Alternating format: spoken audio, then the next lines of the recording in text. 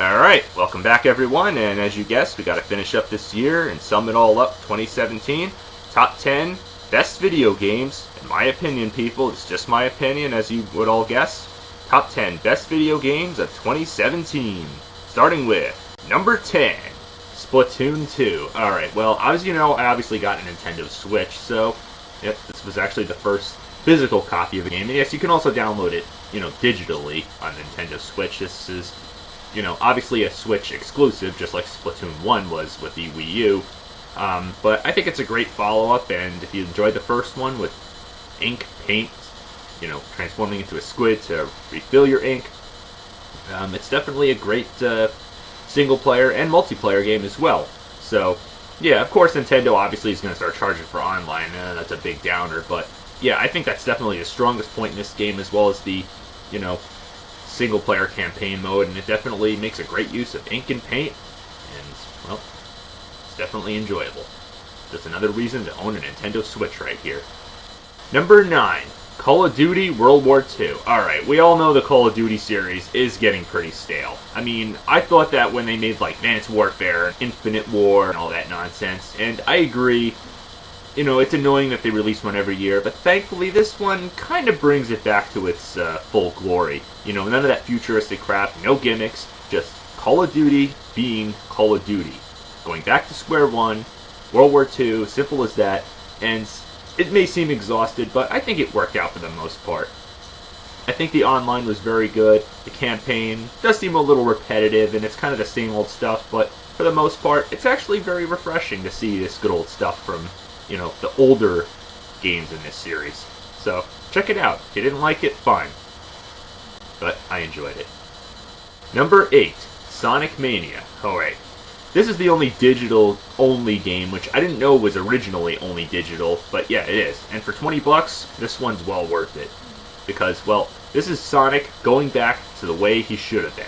And I know, Sega's been trying at so many ideas that just didn't work before, and I was a little skeptical, but thankfully I worried for nothing. Because this one is awesome. It takes all the old school Sonic levels, or a good chunk of them, mixes them all together, and with your favorite characters, Sonic, Tails, and Knuckles. And yeah, don't worry, I'll get to reviewing a lot of these games that I haven't reviewed yet. It probably won't be till next year, but to keep it short, sweet, to the point, it's Sonic just the way you remember it, old school, 2D side-scrolling, fast-paced blast processing. Yeah, that's the key word right there with this game, because yeah, it's very fast, and it all works. The music, it may seem a little off compared to its original counterpart with most of the nostalgic levels, but some new ones mixed in there too as well. Got boss fights, and yeah, some of them actually take interesting twists and turns as well, some bonuses, and yeah, if you're like me, you download it on Nintendo Switch, it's better to not only play it at home, but also on the go. So, yeah. Wasn't sure about Sonic Forces, though. I don't know. This one, if you have to choose between this one and that one, I would go with this one. For 20 bucks, like I said, it's well worth it. Number 7, Cuphead. Alright, well, obviously I do not own an Xbox One, but if you don't, like me, and you don't want to spend like a full, $300 or $400 on a console just to get the same games that are already on PS4, and just to get this one, which is basically an exclusive for it, you can also download it on Steam, which is probably well worth your while, because I played it before, and trust me, like I said, most of these games I haven't even touched upon yet.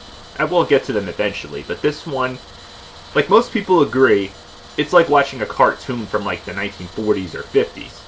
Hand-drawn animation, great cutscenes. I mean, it's very refreshing to watch compared to all the CG and crap that nowadays has no charm. Yeah, it's a great game, great cutscenes, but the gameplay, on the other hand, it could actually pose a real challenge for you and get a little bit frustrating. But, yeah, trust me, I played a lot of frustrating games in my days, and this one's actually a pretty good treat, so if you can't handle the frustrating levels, then too bad. But otherwise, it's all there for the animation, like I said before. It's a great tribute to old school style, and, well, sometimes hand-drawn is just the way to go when it comes to cartoons, right? Number 6, Resident Evil 7 Biohazard. Alright, well, I did anticipate this game, and I know I should have gotten to it, but probably get to it next year or whatever, And, anyway, yeah, the Resident Evil series, as we know, has had its ups and downs over the years, just like Sonic. And thankfully this one brings it back to its full glory. I was a little iffy seeing that it was a first-person game. Yeah, so here's a short review of it. Yeah, first-person perspective, which I thought was a bit of a gamble, and different characters, different mission objectives. You're inside of a house this time, and it's got creepy environments and everything, the music and everything. It's all different, which I felt was a little bit alienating at first, but thankfully I worried for nothing because it had a lot to do in the game. There's a lot of figuring out, a lot of, running around trying to exhaust every possibility, so it may not be for everybody, and some of the boss fights might be a little bit difficult, but I think the game for the most part works out great. It has great hit detection, a lot of stuff works, and there's even bonus content you can unlock. I know, this DLC crap is kind of getting ridiculous, but it doesn't take the enjoyment out of the game, luckily. So, thankfully, Capcom delivered this time. Good job.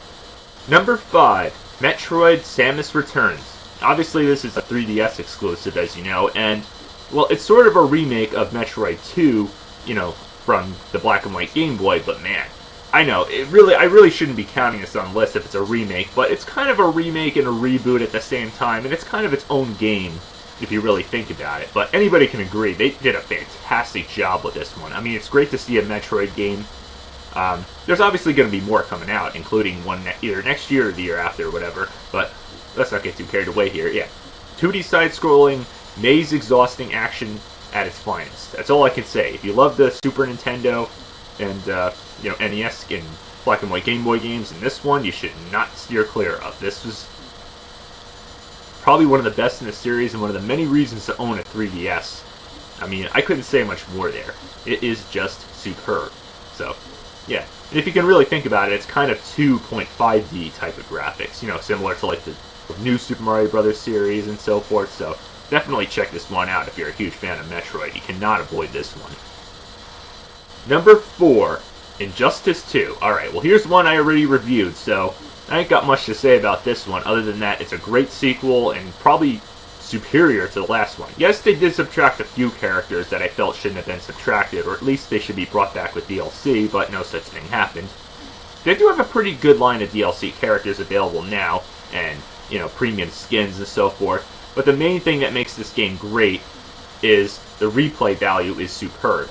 You don't just rank up, unlike the last game, for, just for the sake of ranking up. You want to rank up to, unlock more abilities and get your character to be better and everything like that. And yeah, you gotta do it with each character, so that gives the game plenty of reasons to keep playing, as well as the online, story mode, newer characters that you haven't seen in the last game. Just watch my review, as I said before. I don't have to explain much. It definitely does, both the PS4 and Xbox One, plenty of justice. Number 3, South Park, Fractured but Whole. Alright, I know I originally had a review for the first one, Stick of Truth, but all I could say is that was finally a really good South Park game, and all the reasons to really be a fan of the show, because the cutscenes, the animation look great. And this one, I think, is a terrific follow-up, and yes, we all know it's been delayed several times for the past few years, even after all the teases that they gave us, but thankfully Ubisoft once again delivered. I mean, the last one was delayed several times, but there was a little bit more of a longer story with that one. But just remember, delays are always a good thing, or at least most of the time a good thing when it comes to video games, and this one definitely proves it. So, yeah, I mean, this time, of course, you're not like fantasy characters like in the Black Friday episode. This time, you're superheroes. So, definitely takes interesting twists and turns. All the, funny and disgusting humor you remember from the show, it's all there. It's a great RPG game, follows up perfectly, and hell, there's even, as an exclusive, if you buy it soon enough, for a limited time, you can get the Stick of Truth included for free. Yeah, not a bad deal right there. So, it's as Cartman would say, sweet. Number 2, Super Mario Odyssey. Alright, just another reason to own the Nintendo Switch because, well, yeah, this is only a Nintendo Switch exclusive, and, well, yeah, every Nintendo console, good or bad, has to have a Mario adventure game. And this one, thankfully, after a little skepticism I had with, seeing that Mario was going into the real world with actual people, city and all that, thankfully, I worried for nothing. This one is like the Super Mario 64 of this generation. It is fantastic. Now, first of all, you may notice the biggest gimmick in the game, or, well, thankfully it's not much of a gimmick, is your ability to take control of characters with the cap, which works out pretty well. It may seem a little tiring having to use it a lot, but it doesn't really bother me that much. The level designs are great, it poses a lot more interesting challenges, and definitely shows that Nintendo had a lot of creativity and a lot of fun with this one. Soundtrack's great, color variety's great. As Mario would say, Yahoo! Alright, well before I get to number 1, obviously I'm going to throw a few honorable mentions in here as well. ARMS for Nintendo Switch. Yeah, we know the Switch have a few launch titles, and this is one of them, and I'll take this one over 1-2-Switch. This one, whether you're playing it with, by yourself or with another human player, I'd say it's great either way. It's a great boxing game, or I should say robot boxing game with some interesting moves, and if you don't like the motion controls with it, you can actually just simply use it, typical analog classic style, so that's usually the way I like to go, but check it out if you like boxing games. Obviously, there's no Punch-Out, at least not yet. I don't know if they're ever going to make one. That would be nice, but this one's a pretty good boxing title for the Switch. Lego Marvel Superheroes 2. Alright, well, yeah, keep it short, to the point. This is not Avengers related. Well, it sort of is, but it's a sequel to the first one that came out in 2014. And that was a great title and I have the one for Xbox 360. It had all the characters. It was a mix between the Fantastic Four, X-Men, and Avengers and so forth. And it even introduced the Guardians of the Galaxy at the end, but you never got to play as them. But luckily in this game, you do, as well as Doctor Strange and so forth. Yep, it's a great sequel. It's great puzzles and teamwork. You can play by yourself or with another human player. And hell, it's great, it's great humor in the cutscenes as well, too. And you hear them talking and everything. It's great. Definitely enjoyed it. Uncharted: The Lost Legacy. Alright, well, as you know, I enjoyed the Uncharted series, and this one's kind of a distant, spin-off of that series. And you may be a little disappointed to note that you don't play as Nathan Drake, but that didn't bother me at all. It still has what made the original Uncharted series, the first 4 games, great, and it works on its own, pretty much. So, it may not be as good as Uncharted 4, but it's still well worth playing. Alright, and the number 1 video game that I think is the best of 2017? Well, which one didn't I talk about yet? Which one didn't I bring up on this list? The number 1 best video game of 2017?